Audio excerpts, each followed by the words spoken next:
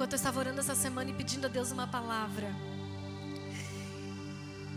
Sério, gente, foi a coisa mais engraçada, porque eu vim com muitos conceitos da Bethel, muitos conceitos que eu aprendi, que eu vivi, que tocaram a minha vida, mas eu não prego aquilo que eu tenho vontade, eu busco de Deus realmente aquilo que Ele quer falar. E eu falei, Senhor, eu não vou tentar escolher aqui um desses conceitos para saber qual deles eu vou pregar. Mas eles são como uma peça num quebra-cabeça, onde eu sei que Deus vai usar em algum momento para poder liberar coisas que nós recebemos sobre a vida de vocês. Porque nós não fomos lá por causa de nós fomos por causa de vocês. E tudo vai ser liberado sobre vocês, inclusive todos os projetos que nós temos para esse ano, que são incríveis. Se atualize aí que já está acontecendo muita coisa, viu? Mas eu falei, Senhor, o que o Senhor quer falar? E aí eu ouvi a palavra, olha só, gente, bem comum esse nome, bem comum. Abimeleque. Simples assim. Eu fiquei, oi, Espírito Santo, tudo bem? Oi. Abimeleque, procura sobre Abimeleque. Eu falei, tá bom, vamos lá, gente. Sinceramente, não é um tipo de história que eu costumo ler. Eu nem sabia direito onde é que estava esse Abimeleque na Bíblia. E eu fui procurar, eu fui pesquisar. E ele aparece em 3 vezes, mas 2 delas é um rei dos filisteus, e ele aparece para Abraão e ele aparece para Isaac. Quem não sabe, Abraão é pai de Isaac, ok? E o mais interessante de tudo, Abimeleque aparece numa narração de uma história idêntica. Quantos sabem da história que eu estou falando? Quantos sabem? Difícil, porque ela não é muito conhecida, mas quantos sabem? Ó, tem uma moça ali bem estudada da Bíblia, que está sabendo da história que eu estou falando. Porque ela aparece, o que Abraão vive com Abimeleque, Isaac vive igual, 6 capítulos depois, muitos anos depois na história. Eles vivem a mesma história com um rei diferente com o mesmo nome. É de chamar atenção essas coincidências, né? É um rei diferente, não é o mesmo rei. E talvez nem é filho do mesmo rei Abimeleque que falou com Abraão, mas é o mesmo nome. E aí eu fiquei muito intrigada. Eu falei, nossa, Espírito Santo, bem interessante isso aqui. E aí eu comecei a ler e tal, comecei a estudar. E acontece que a história você conhece. Você só não lembrou por causa do nome Abimeleque, assim que nem eu. Mas a história é a seguinte. Quando Abraão chega, Abraão tem uma direção de Deus, e Deus manda ele chegar até uma terra onde esse rei Abimeleque reside. Só que Abraão ficou com medo de ser morto por causa de Sara, porque Sara era muito linda, muito linda. E ele falou assim para Sara, vamos fazer o acordo, quando a gente chegar nesse reinado, porque eles não temem a Deus, Abraão fala desse jeito, porque eles não temem a Deus, eles são capazes de me matar para poder ficar com você. Então a gente vai combinar o seguinte, quando a gente chegar lá, você vai dizer que é minha irmã. E Sara realmente era meia-irmã de Abraão por questão parentela, né? Você vai dizer que é minha irmã, para que eles não me matem.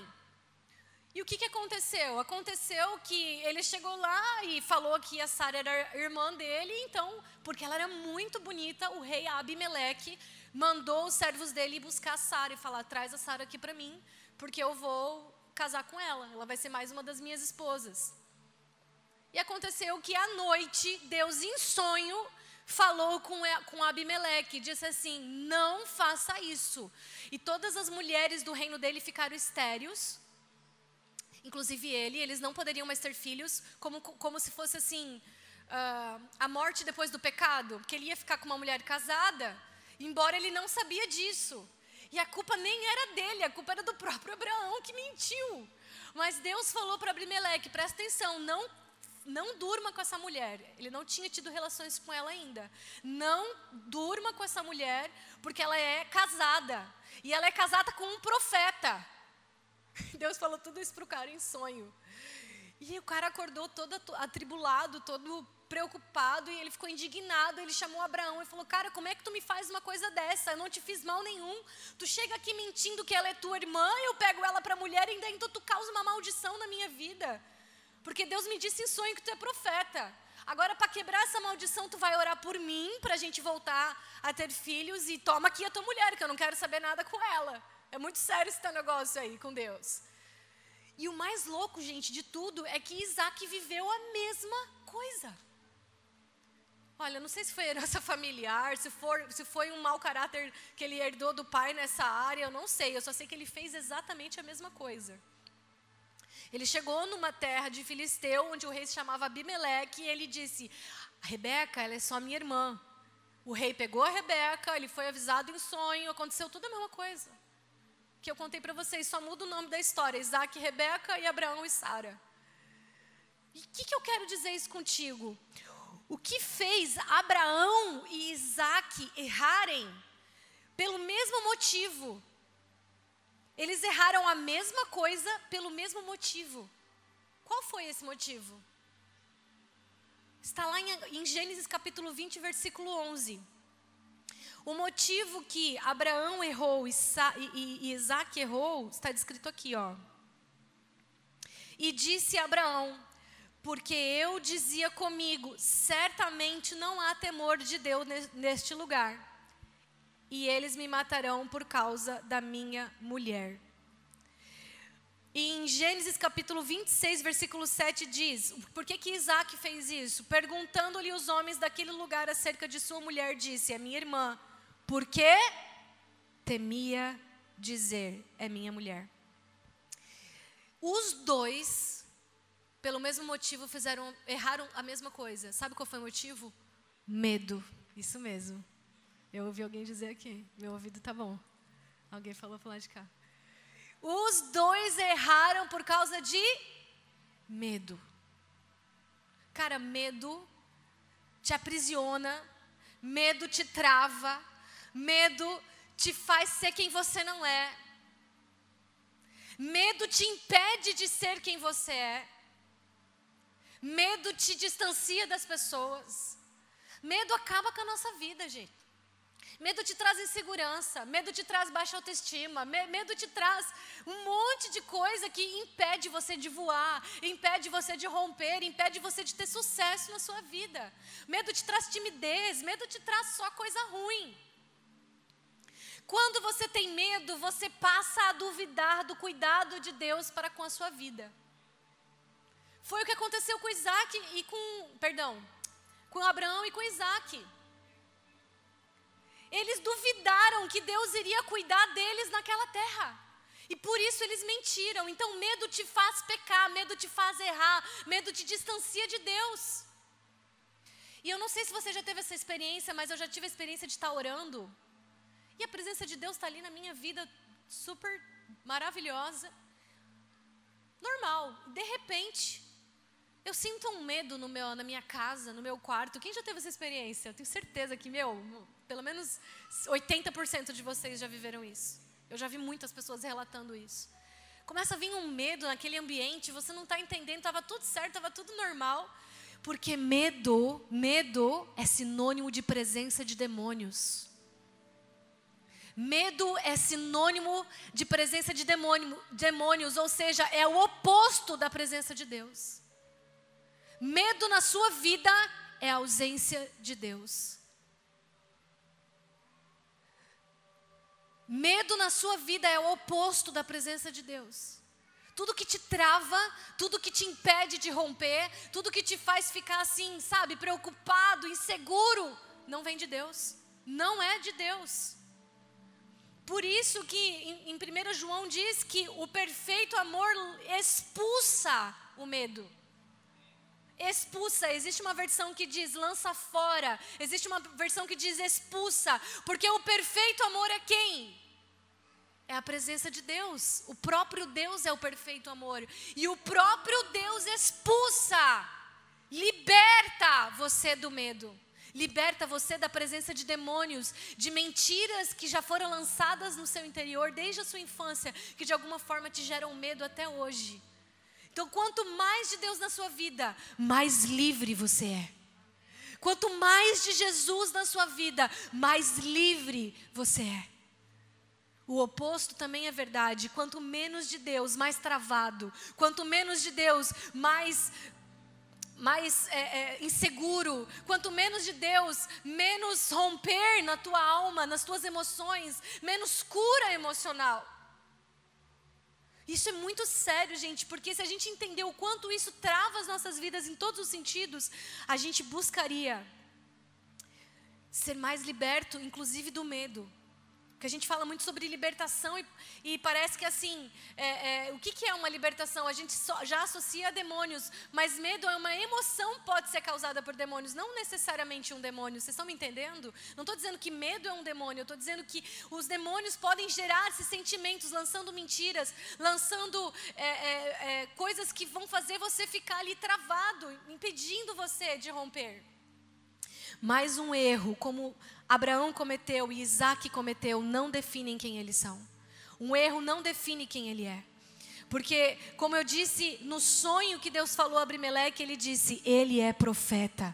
Mesmo Abraão errando, mesmo Isaac errando, Deus foi lá e assegurou, reafirmou a identidade de Abraão e de Isaac. Ele é profeta, ele é meu, ele é do meu povo. Porque o seu erro não define quem você é. Eu não canso de falar isso, porque é a maior mentira do diabo sobre a sua vida. Agora tem uma coisa, no capítulo 26, versículo 23, lê lá comigo, 24, perdão, você vai ler comigo, põe ali para mim. E apareceu-lhe o Senhor a Isaac naquela mesma noite e disse, eu sou o Deus de Abraão teu pai, não temas, não tenha medo, porque eu sou contigo. E abençoar-te-ei e multiplicarei a tua descendência por amor de Abraão, meu servo. Olha que a palavra de Deus maravilhosa. Deus olhou para Isaac e falou assim, eu sei porque tu está errando, eu sei o que está te travando, eu sei de onde tu está escapando aqui de perto de mim.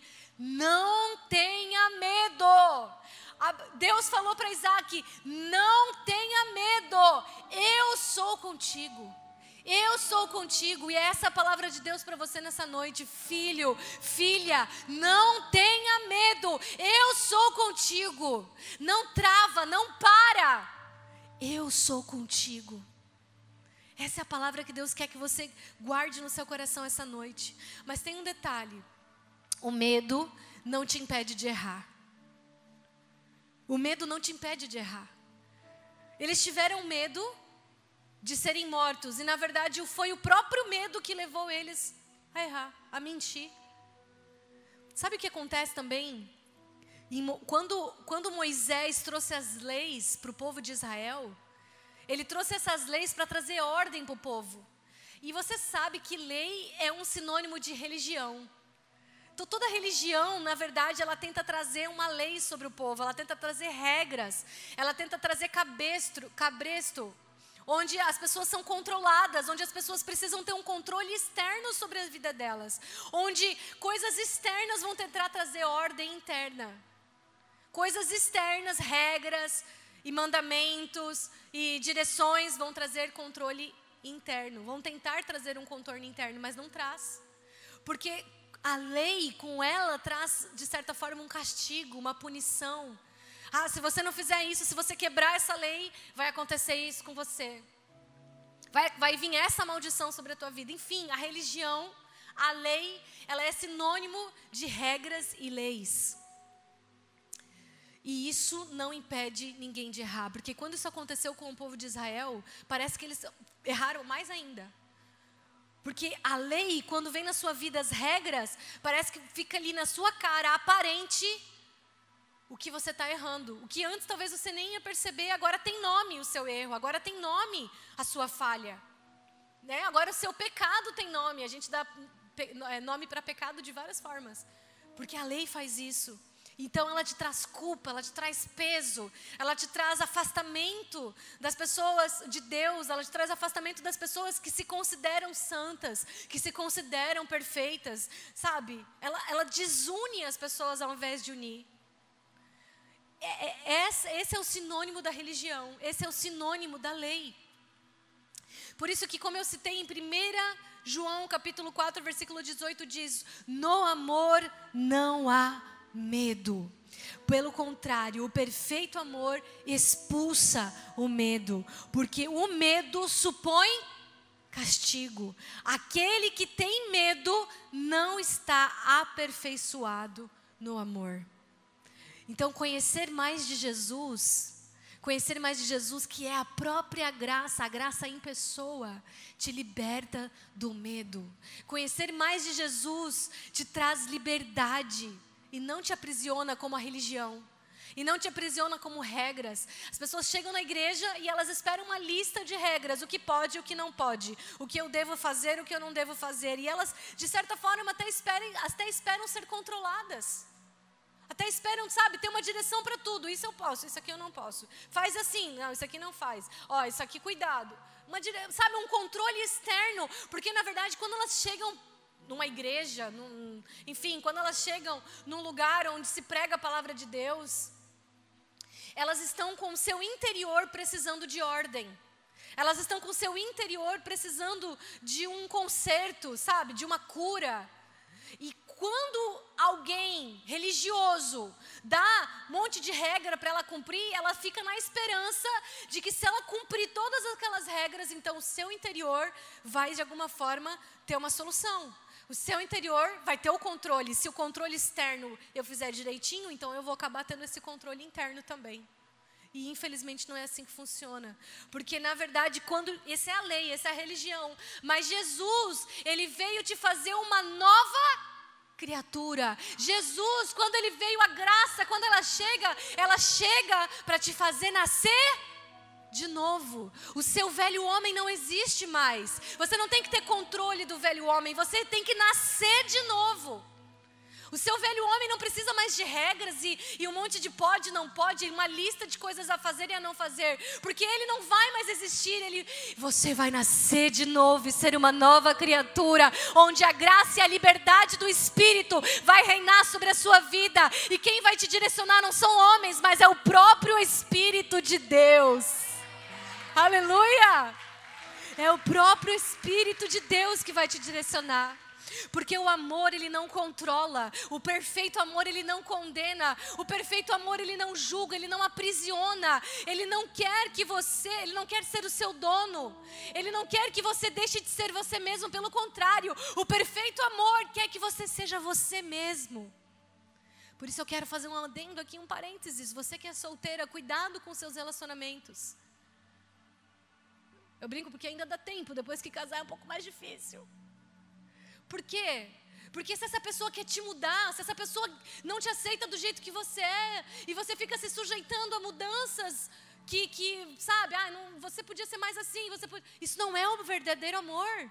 O verdadeiro amor te aceita do jeito que você é, gosta do seu jeito, gosta da sua personalidade, gosta, sabe, das suas brincadeiras, gosta do seu jeito de andar, ele não fica tentando te mudar o tempo inteiro.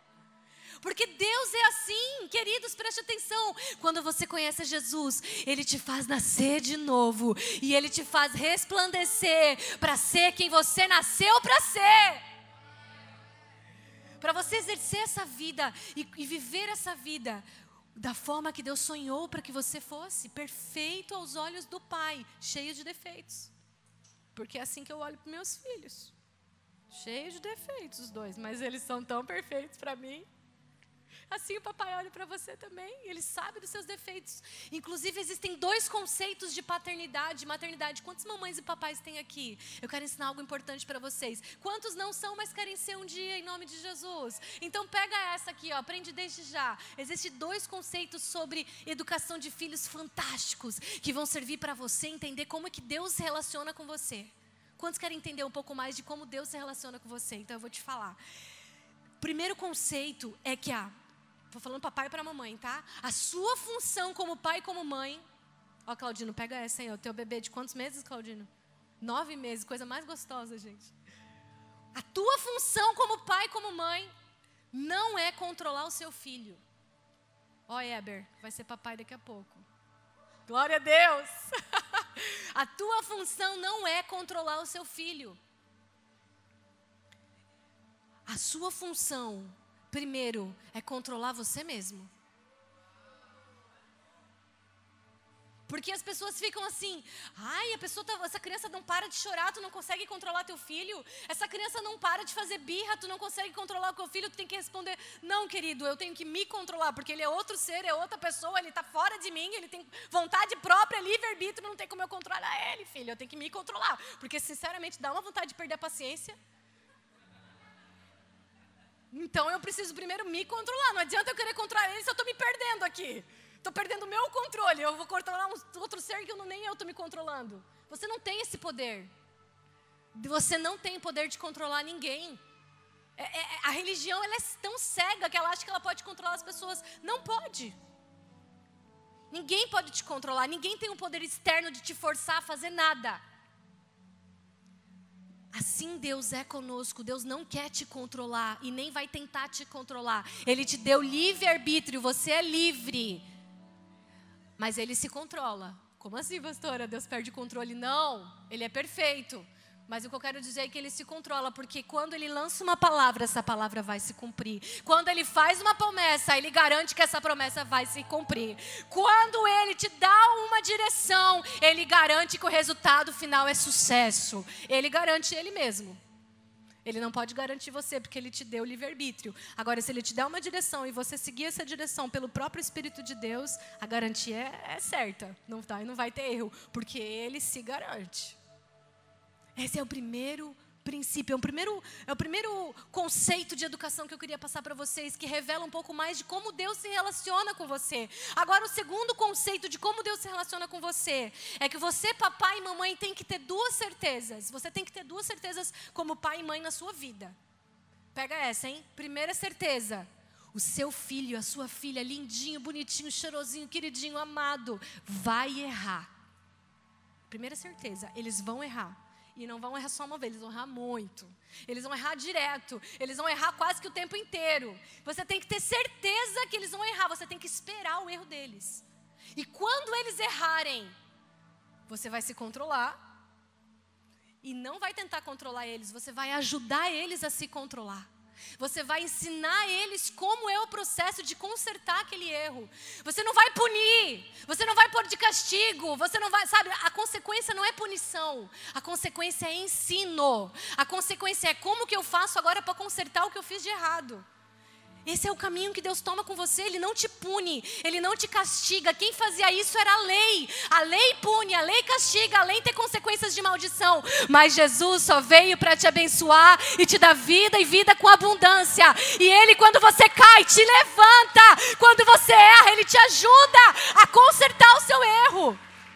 Foi isso que Deus fez com Abraão e com Isaac, mesmo no tempo, aliás, nem era da lei, era Antigo Testamento, não existia lei ainda em Abraão e Isaac. Porque Deus é Deus, Ele era, Ele é e sempre será, Ele é assim. O desejo dele não é castigar, nunca foi. Quem pediu a lei, eu não sei se você sabe, foi o próprio povo. Não sei se você sabia disso. O próprio povo pediu sobre eles o que eles receberam. Mas o desejo... Lembra que Abraão errou, Isaac errou. E Deus ajudou eles a consertar esse erro. Como? Indo lá no sonho do rei, da Abimeleque, para falar, para, sabe, tentar remediar o conserto. É aquele papai tentando ajudar o filho. Filho, é por esse caminho, não faz mais isso. Mas vem cá, vou te ajudar a consertar essa caca que tu fez aqui. É isso que o papai faz com você. Ele levanta pessoas perto de você, ele levanta líderes de GC, ele levanta supervisores, ele levanta amigos no seu GC, ele levanta amigos na comunidade, fora da comunidade, ele levanta pessoas ao redor do mundo inteiro para te ajudar a consertar aquilo que você sozinho talvez não conseguiria fazer. Ele te cerca de bondade e misericórdia. Ele te cerca de bênçãos. Ele te cerca de promessas. Ele te cerca de esperança, porque Ele quer te ver vencer. Porque você já é um vencedor aos olhos de Deus. Não tem como Ele te controlar, mas Ele te convida. Ele te aconselha. Ele é a luz para o seu caminho. A palavra dEle é luz para o seu caminho, para você não precisar tropeçar. Você pode dar uma glória a Deus? A segunda certeza que você tem que ter no segundo conceito que eu te disse é de quem os seus filhos são. Deus não duvida de quem você é. Você pode errar, você pode tropeçar, mas Deus não duvida de quem você é. Ele sabe para quem por que Ele te criou, para quando Ele te criou, no tempo certo você nasceu, na casa certa você nasceu, mesmo que às vezes você fica pensando, por que nessa família, Deus? Ele tem um motivo, um propósito nessa família, nessa cidade, nesse estado, no agora, no hoje, no amanhã. Ele sabe, Ele tem certeza de quem você é, um filho amado, mais que vencedor. Ele sabe, Ele não duvida, mas você duvida? Em Gálatas capítulo 3, versículo 24 ao 26, presta atenção nisso, gente. Olha isso. Diz, de maneira que a lei nos serviu de tutor. Em outras versões dizem aio. É uma palavra bem diferente no nosso vocabulário. Para nos conduzir a Cristo, para que pela fé fôssemos justificados. Mas depois que veio a fé, já não estamos debaixo de tutor, porque todos sois filhos de Deus pela fé em Cristo Jesus. Aleluia, Jesus. Obrigada por me fazer tua filha, Pai. Que honra poder te chamar de Pai. Que honra ser tua filha, Senhor. Obrigada. A palavra tutor, a palavra aio, no seu original, no grego, diz, ela vem da palavra chamada paidagogos. É uma palavra grega que originou o termo que nós usamos pedagogo. Esse termo pedagogo nós conhecemos muito bem, é um professor, é aquele que ensina. Mas no tempo de Paulo, quando ele colocou que o aio, que o tutor direcionou a gente até Cristo, que ele falou que a lei era como um tutor que nos direcionou até Cristo. No tempo de Paulo, esse aio, esse tutor, esse pedagogo, na verdade ele era um escravo responsável pela educação dos filhos do seu senhor. Quem educava não era o pai, não era a mãe, não era a escola, não era muito menos o templo da época. Quem educava eram os aios, os tutores, para quem podia ter eles, como escravos. E eles tinham a liberdade, e essa era uma marca dos aios da época, dos tutores da época, de não apenas ensinar a criança com todo carinho e atenção, e não encostar o dedinho nelas, não.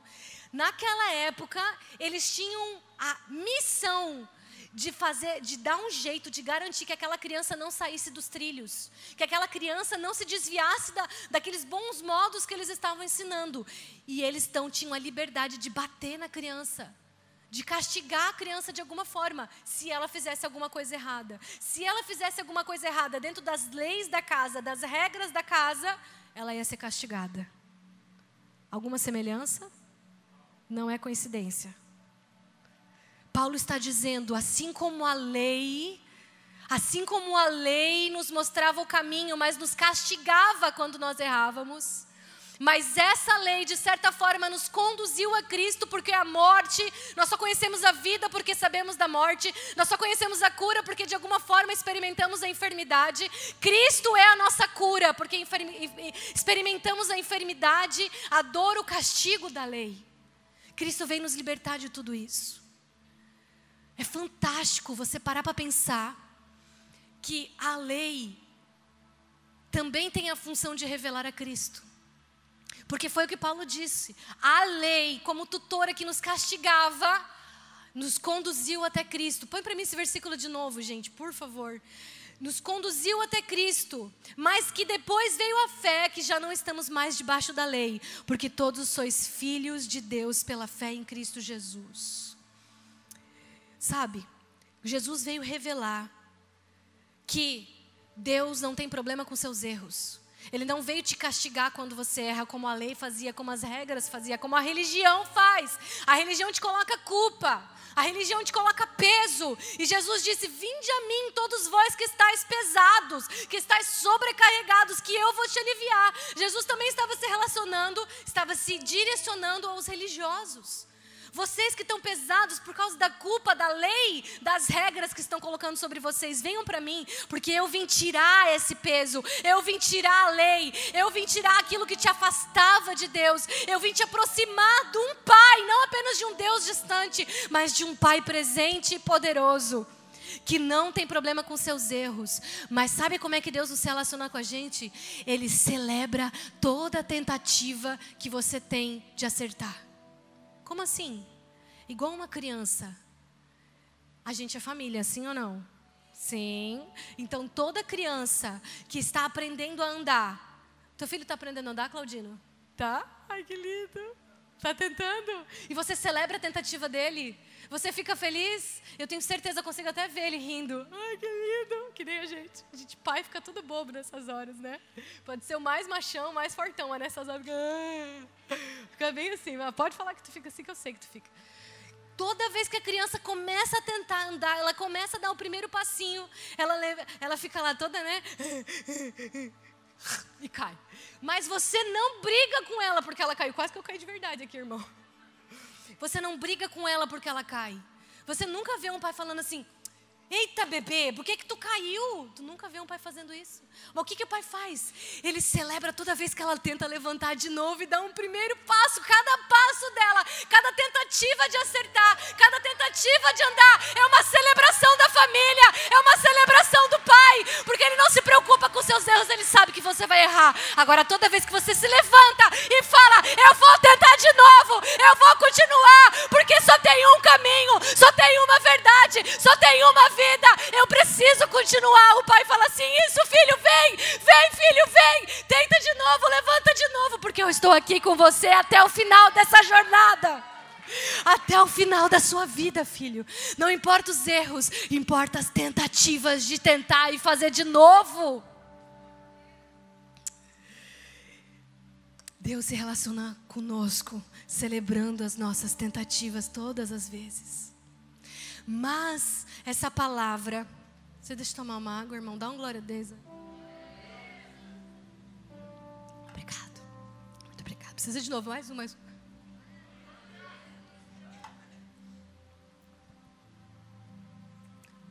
Essa palavra sobre o tutor, o aio, o fato da lei ser como esse pedagogo que castigava as crianças se elas por acaso saíssem dos trilhos, nos diz outra coisa.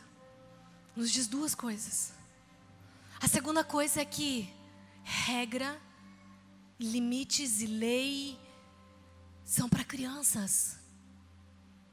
São para crianças, porque depois que a criança daquele senhor crescia e se tornava adulto, o aio não tinha mais responsabilidade sobre ela. Ele não precisava mais ficar dando para ela o caminho que ela tinha que percorrer ou ensinando ela. Ele tinha liberdade já sobre aquela criança. Ele não precisava mais assumir responsabilidade sobre a educação dela. Porque quando você é maduro, você cresce, você pode viver na liberdade que o Espírito te chamou para viver, sem as regras, sem a lei, sem os princípios. Você não vai viver sem princípio, preste atenção.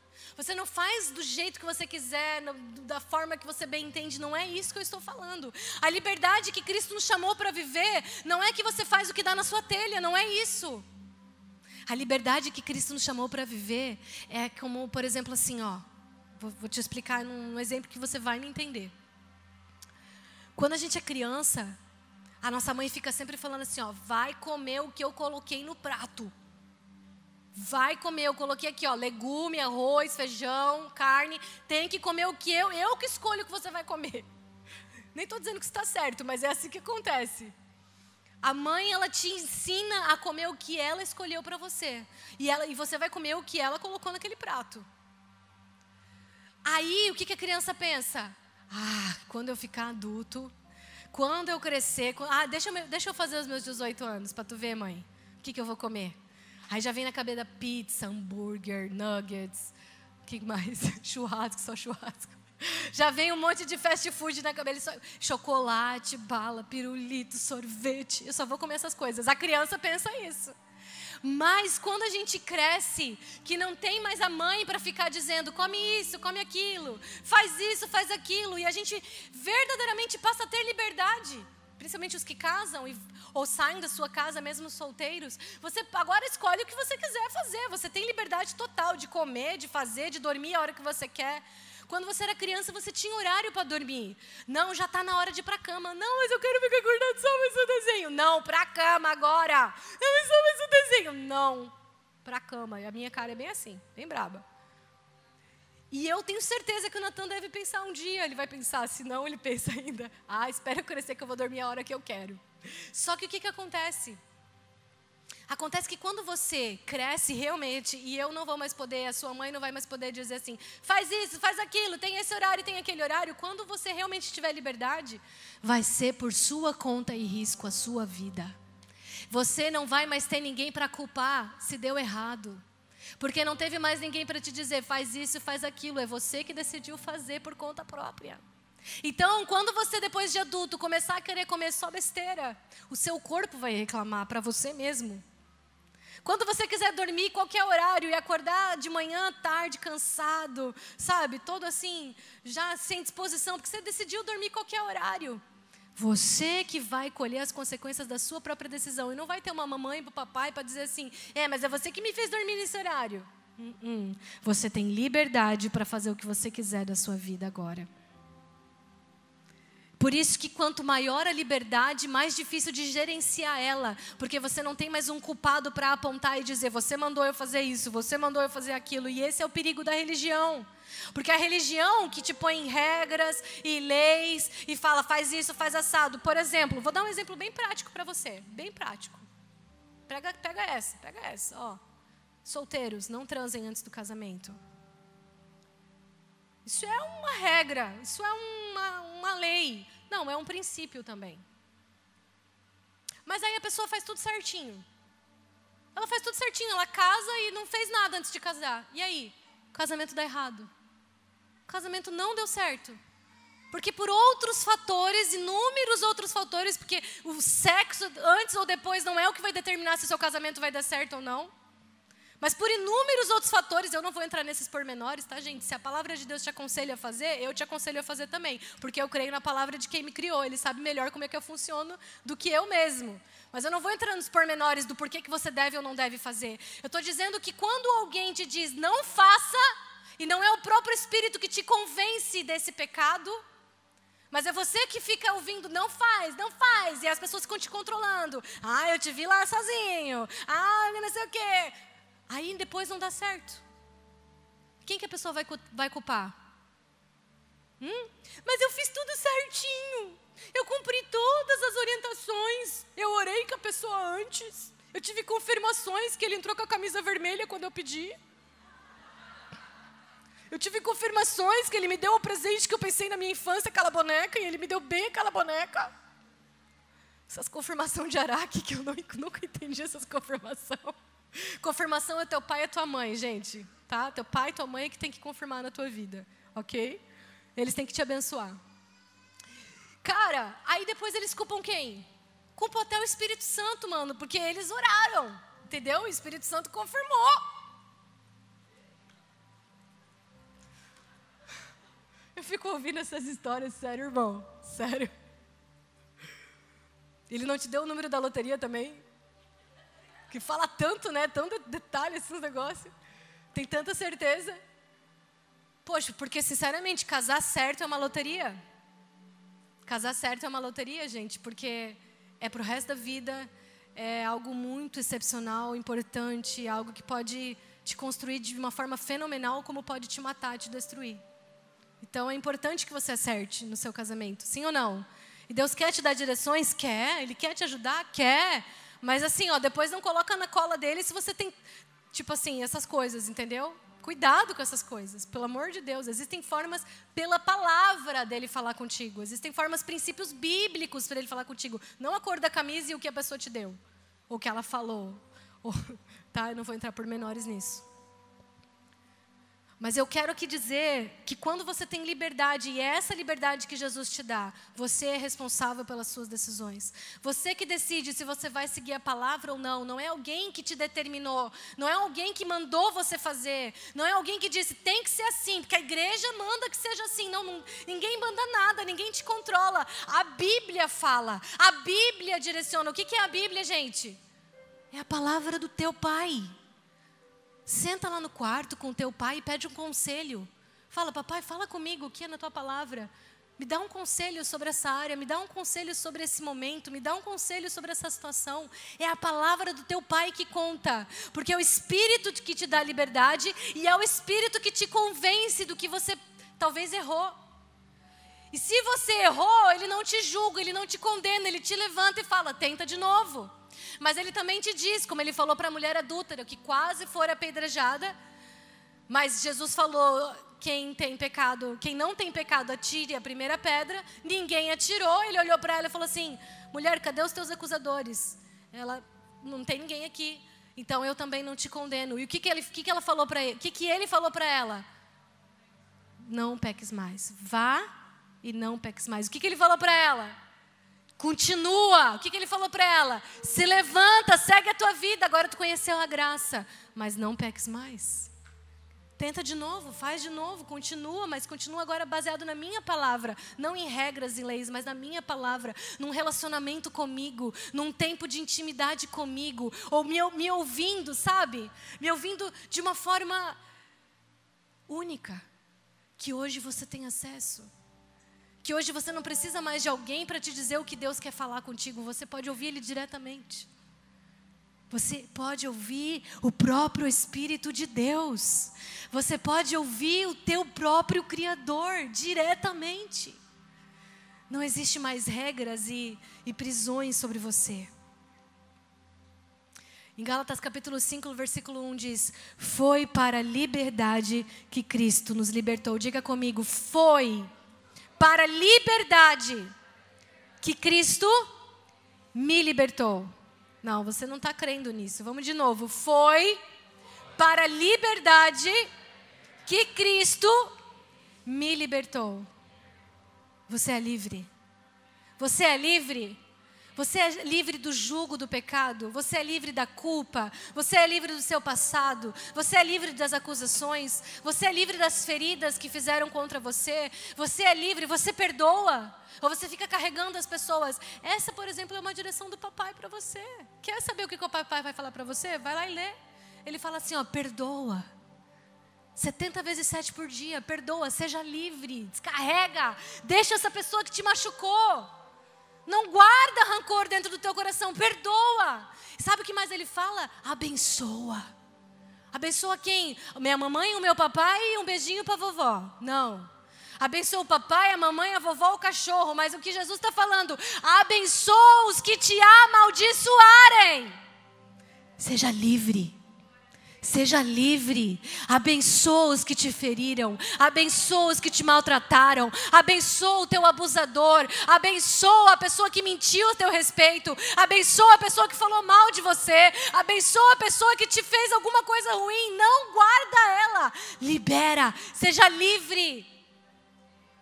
Por isso que o papai te libertou. Para você ser livre. Para de guardar as coisas no teu coração. Diga comigo, regras são para crianças. Não toca nessa tomada, menino. Aqui não pode. Esse aqui pode. Para criança. É para criança, para pessoa que começou agora na fé. Às vezes ela precisa saber o que é bom, o que não é bom, o que eu faço, o que eu não faço. Eu costumo dizer, eu faria isso, a Bíblia diz isso, mas pergunta para o Espírito Santo. Porque o Espírito Santo não fala só com quem está 10 anos na igreja. O Espírito Santo não fala com quem já é líder no GC. Não, ele fala com você. O Espírito Santo fala com você, com título, sem título. Aliás, deixa eu te falar um negócio. O Espírito Santo fala e fala e muito com quem nem conhece Jesus. Sabia? Quantos já conheceram testemunhos assim? Que você nem conhecia Jesus e o Espírito Santo tocou a sua vida, falou com você. Quantos? Gente que usa droga ouve o Espírito Santo. O que está lá noiado, passando pelo efeito da droga e de repente ele tem um encontro com Jesus. Quantos já viram testemunho assim? Gente, um monte. Se o Espírito Santo ele se revela para quem nem participa de igreja, ó a religião aí, para quem nem, sabe, faz nada certinho, faz tudo errado, porque não conhece Jesus, não tem um caminho aí que vai só ser de bênção, quanto mais com você, irmão. Ele fala com você, irmão. Ele não só fala como ele quer falar. Eu vou parar por aqui, porque eu acho que as demais coisas precisam de uma caminhada para a gente entender. Mas eu quero só te falar uma coisa. Liberdade é você gerenciar a si mesmo. Isso é liberdade. Liberdade é você ter autocontrole. Não é tentar controlar os outros e nem ser controlado pelos outros. Mas o Espírito te chama para uma liberdade em Cristo Jesus, onde você vai ser dirigido e convencido pelo Espírito para o seu próprio bem. Tudo que você vai fazer dentro da sua liberdade é para construir caráter, é para, ser uma pessoa melhor. ser mais parecido com Jesus. A sua liberdade tem que te levar a ser mais parecido com Jesus. Essa é a sua liberdade. Ninguém te controla, ninguém, nada tem o poder de te parar ou de te forçar você a fazer algo, a não ser você mesmo e a sua liberdade. Liberdade é saber dizer não, é não deixar suas finanças te controlarem, é não deixar a comida te controlar, é não deixar a preguiça te controlar, nem as suas emoções, nem as pessoas que você ama e que te amam. Liberdade é não transferir o peso das suas escolhas para os outros. Liberdade é não culpar nada e nem ninguém pelo que você pensa, pelo que você sente, pelo que você age. Liberdade é assumir a responsabilidade da sua vida. Isso é liberdade. Jesus te chamou para ser um filho maduro. Jesus não te chamou para ser criança para sempre. Você começa e você vai aprendendo. Mas o alvo de Jesus é te fazer um filho maduro como Ele, que se importava com o coração do Pai. Que não precisava do pai, sim, não, posso, não. Liberdade é ter autocontrole. Jesus sabia se gerenciar. Jesus, quando ele dizia não para alguns, ele dizia sim para outros. Para Jesus poder ir até em direção aos discípulos na tempestade, que os discípulos viram Jesus andando sobre as águas, ele deixou até o tempo de intimidade com o Pai que ele estava tendo. Ele teve que dizer não para aquele momento, para poder dizer sim para os discípulos. E teve um momento que ele teve que dizer não para os discípulos: vocês ficam aqui embaixo, que eu vou subir o monte e vou ficar com meu Pai. Às vezes, para você ter tempo com Deus, você vai precisar dizer não para muitas coisas na sua vida. E isso é gerenciar o seu tempo, a sua liberdade que Deus te deu. É não ficar dando desculpa: ai não, mas eu tenho muita coisa, eu tenho trabalho, eu tenho faculdade, eu tenho casa, eu tenho marido, eu tenho filhos. É só você, querido, o resto do mundo não faz nada. Só você que faz um monte de coisa. A diferença entre você que faz um monte de coisa e as outras pessoas que fazem um monte de coisa, mas têm tempo com Deus, mais se aproximam, mais buscam gerenciar a sua liberdade de melhor forma, é que elas têm prioridades. Qual é a sua prioridade? O que tem sido a sua prioridade? Mimimi, dodóizinho, desculpa, é para criança. Ai, porque ele fez isso comigo, porque ele falou, eu vou contar para minha mãe. Isso é criança, gente. Aquele irmão que fica se ofendendo por qualquer coisa, não cresceu ainda. Se ofende por qualquer coisa, fica guardando rancor, mágoa, ai, porque ele fez isso, porque ele passou por mim e não me cumprimentou. Criança é assim, criança se ofende por qualquer coisa, pode parar para perceber. Mas o filho maduro, o filho que cresceu, o filho que é liberto por Jesus Cristo para a liberdade, o filho que é liberto em Cristo Jesus, ele vai entender que aquele irmão não viu ele. Ou ele vai entender que aquele irmão está passando por um dia difícil. Ele não vai ficar dodóizinho. Pelo contrário, ele vai chegar, ele seguro, vai chegar e falar: irmão, tudo bem, posso te ajudar? Tem alguma coisa que eu posso fazer por você? Ele vai chegar lá. Criança é assim, ó, pede desculpa para o teu irmão agora. Lá em casa nem acontece isso, tá, gente? Nem, só um pouquinho.